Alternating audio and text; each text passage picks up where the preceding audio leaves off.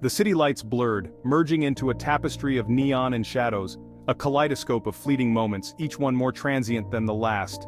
I thrived in the chaos, seeking solace in fleeting encounters and empty promises.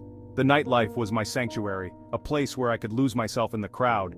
Each day was a blur, a desperate attempt to outrun the emptiness within. I moved with purpose yet felt directionless, as if I was running in circles. I craved validation, seeking it in the admiring glances of strangers. Their fleeting attention was a temporary balm for my wounded soul. My apartment, a testament to my tumultuous life, lay in disarray. Clothes strewn about, dishes piled high, it mirrored the chaos within me. Empty bottles littered the countertops, remnants of nights spent chasing shadows. Each bottle told a story of a night lost to oblivion. I moved through life like a ghost, present yet detached, surrounded by people, yet feeling utterly alone. My heart, once brimming with hope, had grown cold, hardened by the superficiality of my pursuits. The dreams I once held dear now seemed like distant memories. I yearned for something more, a flicker of genuine connection in the darkness. Watching others find joy only deepened my sense of isolation. I just didn't know where to find it. The city, with all its vibrancy, felt like a maze with no exit. Lost in the labyrinth of my own making, I stumbled through life, clinging to the fleeting solace of superficial desires. Each step felt heavier than the last, as if I was sinking into the very shadows I chased. Then, I entered his life, like a gentle breeze on a sweltering day. I was a breath of fresh air, a stark contrast to the artificiality that had become Ethan's norm. My presence was like a ray of sunshine breaking through the clouds, illuminating the shadows that had long enveloped his world. My eyes, windows to a kind and gentle soul, saw through his carefully constructed facade. They were not just eyes.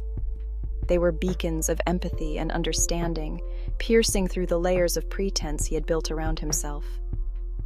I saw the pain he tried so desperately to conceal. It was a pain that spoke of years of loneliness and unspoken fears, a silent cry for help that no one else had heard. I possessed a quiet strength, an aura of serenity that drew Ethan in.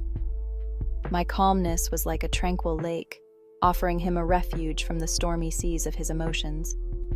I wasn't taken in by his charm or the mask he presented to the world. I saw beyond the superficial, recognizing the vulnerability that lay beneath his confident exterior. I saw him, truly saw him, for who he was beneath the surface. My gaze was unwavering, offering him a mirror to his true self, free from judgment or expectation. My presence was calming, like a soothing balm on his restless spirit.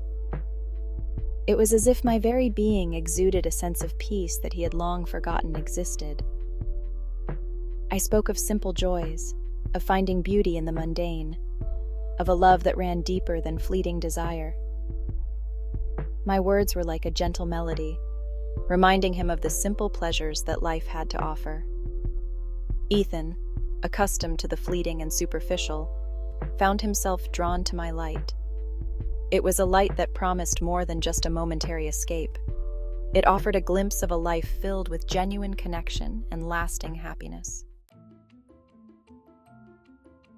I found myself torn, caught between two worlds that seemed to pull me in opposite directions.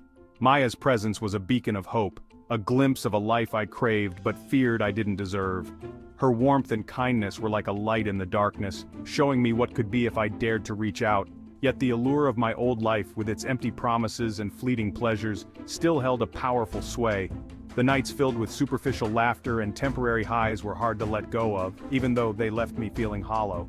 I was caught in a tug-of-war, my heart yearning for the genuine connection Maya offered while my mind clung to the familiarity of my destructive patterns.